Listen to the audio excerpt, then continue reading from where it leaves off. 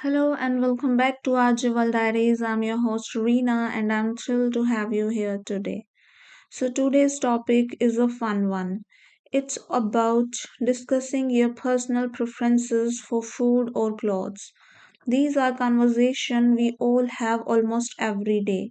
Whether it's deciding what to eat for dinner, telling someone about your favorite cuisine, or explaining the kind of clothes you like to wear. So let's dig into it and learn how to talk about our likes, dislikes, and choices with confidence. Let's start with food because honestly, who doesn't love talking about food? Imagine you are at a restaurant with a group of friends. The waiter hands you the menu, and your friends ask, what do you feel like eating? Instead of just saying anything, you can express yourself more clearly. You might say, I really enjoy Italian food. Pasta and pizza are my all time favorites. Or I prefer something light for dinner, maybe a salad or grilled vegetables. Notice how these sentences give the listener more details about your personal taste. When discussing preferences, useful phrases include I prefer home cooked meal over the fast food. I am a big fan of spicy food. I can't stand oily or greasy food. I would rather have tea than coffee in the evening. Let me share a short story here. I once met someone who said, I can eat sushi every single day. That was their way of expressing strong preference. On the other hand, another friend said, I don't like raw fish at all. These kinds of conversations show us how personal and unique food preferences can be. Now let's shift to clothes. Fashion and clothing choices also reflect our personality and lifestyle. Imagine you are shopping with a friend and they ask, do you like this jacket? Instead of just saying yes or no, you can say, I usually prefer casual wear like jeans and t shirt.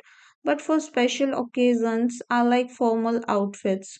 Or I love bright colors because they make me feel cheerful, but I avoid wearing black too often.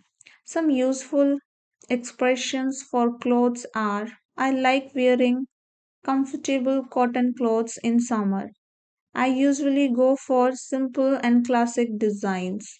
I'm not really into heavy embroidery or glittery outfits. My style is more modern and minimalistic. Let's make this practical with a role play.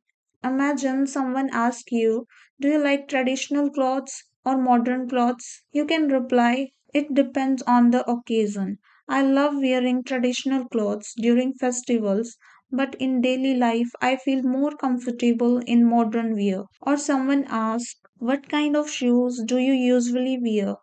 You could say, I prefer sneakers because they are comfortable for walking, but I wear formal shoes at work. See how these answers go beyond just yes or no? They make the conversation richer and more engaging. Now, here is something important. When discussing preferences, it's always polite to respect others' choices. For example, you might say, I'm not a fan of very spicy food, but I know many people love it. Or I prefer Western outfits, but I admire how elegant traditional clothes look on others. This kind of language not only improves your English but also shows cultural sensitivity. So as you practice English, try to think about your own preferences. Ask yourself what's your favorite cuisine? Do you like sweet or savory food? What colors or style do you usually wear? Write down a few sentences and practice saying them out loud. This will prepare you for real conversations when someone asks about your likes and dislikes. To wrap up today's episode, let's remember this. Expressing personal preferences is a key part of daily communication. It makes conversation lively, helps people understand your personality, and allows you to connect better with others.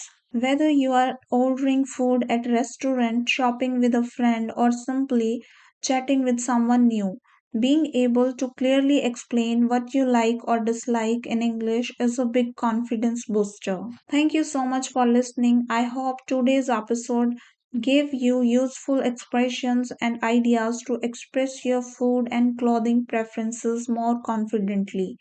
Keep practicing, keep exploring your personal style, and I'll see you in the next episode.